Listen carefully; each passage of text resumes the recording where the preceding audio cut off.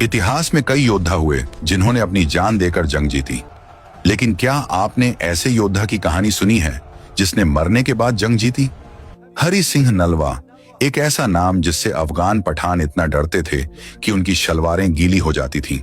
जमरूद की लड़ाई में जब नलवा को गोली लगी तो उन्होंने अपनी सेना को एक ऐसा आदेश दिया जो इतिहास में कभी नहीं दिया गया। एक ऐसी चाल जिसने उनकी बिना जान वाली देह को भी अमर रक्षक बना दिया।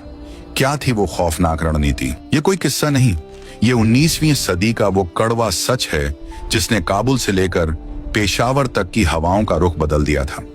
उस दौर में जब सूरज ढलता था तो खैबर के इलाकों में एक अजीब सा सन्नाटा पसर जाता था। वहां माएं अपने रोते हुए बच्चों को चुप कराने के लिए कोई प्यार भरी लोरी नहीं गाती थी। वो कांपती हुई आवाज में बस एक ही चेतावनी देती थी, चुप शाह, हरिया रघले, यानी चुप हो जा वरना हरिया आ जाएगा। हरिया यानी हरि सिंह नलवा, वो नाम जो उस वक्त पठानों के लिए साक्षात काल का दूसरा नाम बन चुका था। जरा सोचिए, जिस अफगान कौम को दुनिया के बड़े बड़े साम्राज्य अपनी ताकत से नहीं झुका पाए, वो खूंखार पठान सिर्फ एक सरदार की परछाई से पनाह मांगते थे। उनका खौफ सरहद पार इतना गहरा था कि अफगान सिपाही अक्सर पहरेदारी करते वक्त एक दूसरे से धीमी आवाज में कहते थे, खुदा खैर करे, अगर सामने नलवा है तो समझ लो आज मौत भी हमें बचाने नहीं आएगी। लेकिन दोस्तों, आज यह सुनते हुए मेरा और आपका खून खौलना चाहिए। सवाल यह है कि जिस शेर ए पंजाब ने भारतवर्ष की इज्जत बचाने के लिए खैबर दर्रे का वो खूनी दरवाजा हमेशा के लिए बंद कर दिया, जहां से 800 सालों से नादिर शाह और अब्दाली जैसे लुटेरे भारत को रौंदने आते थे, उस योद्धा को हमारे इतिहासकारों ने क्या दिया? हमें स्कूलों में रटाया गया कि सिकंदर महान था, हमें पन्नों भर भर कर मुगलों की शान और शौकत पढ़ाई गई, लेकिन उस भारतीय जनरल को भुला दिया गया जिसे दुनिया के मिलिट्री एक्सपर्ट्स आज भी द मोस्ट फियर्ड जनरल मानकर सलाम ठोकते हैं।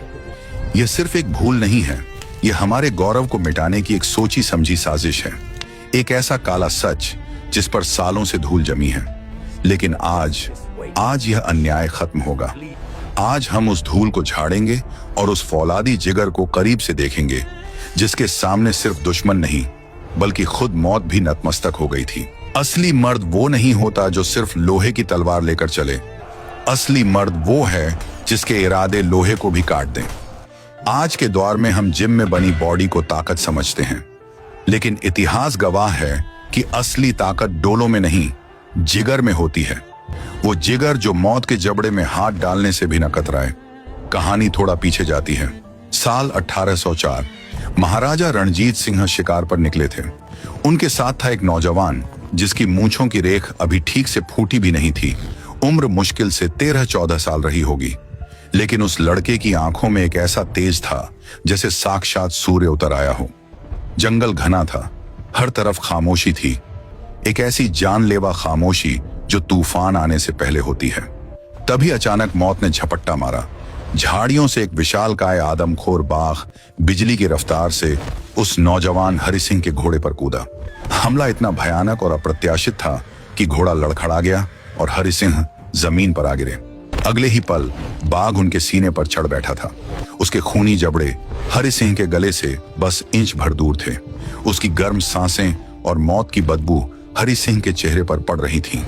उस पल किसी भी सामान्य इंसान का दिल फट जाता, डर के मारे प्राण शरीर छोते देते, लेकिन वो साधारण इंसान नहीं, वो हरि सिंह थे।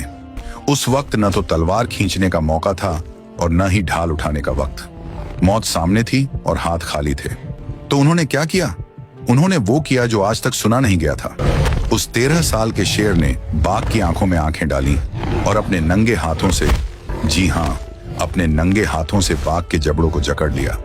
एक तरफ जंगल का राजा और दूसरी तरफ खालसा का वो फौलादी खून। मांसपेशियां तन गईं, रगों में बारूद दौड़ने लगा। एक भयानक कड़कड़ की आवाज गूंजी और हरि सिंह ने अपनी बाजुओं की पूरी ताकत लगाकर बाघ के जबड़े को बीच से ऐसे चीर दिया जैसे कोई कागज फाड़ रहा हो। बाघ का भारी भरकम शरीर ढेर हो गया। हरि सिंह खून से लथपथ खड़े हुए, लेकिन उनके चेहरे पर डर नहीं, विजय का एक दिव्य तेज था। महाराजा रणजीत सिंह, जो खुद शेर पंजाब थे, अपनी आंखों पर यकीन नहीं कर पाए।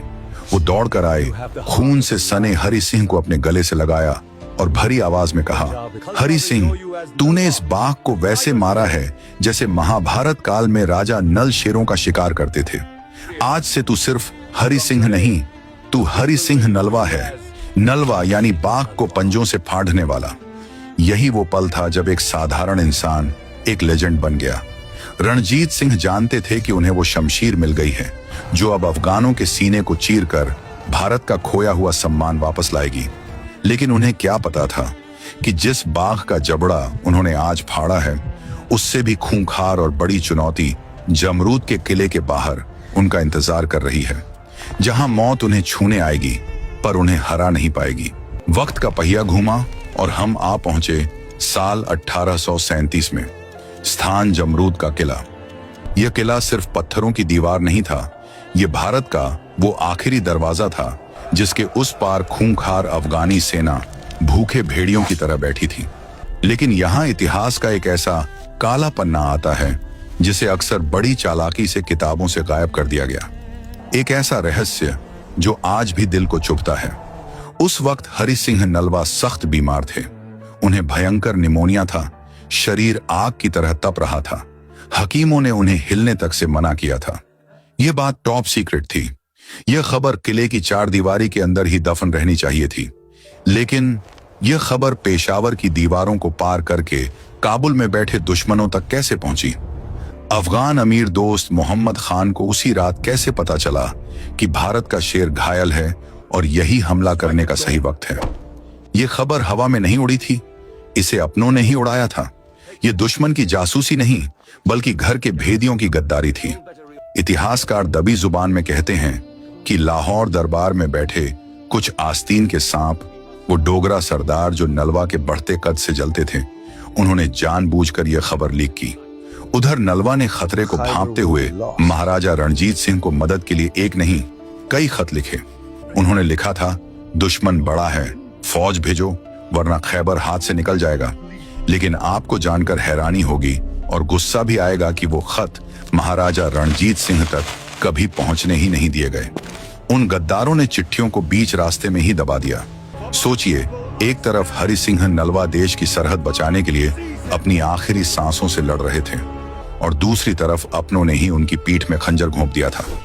किले के बाहर 30,000 अफगानी मौत बनकर खड़े थे और अंदर मुट्ठी भर सिख सिपाही। जब तोपों की गरज ने किले को हिला दिया तो बुखार में तपते हुए नलवा ने अपने साथी महान सिंह से पूछा, महान सिंह, क्या लाहौर की तरफ से धूल का गुबार उठता दिखाई दिया?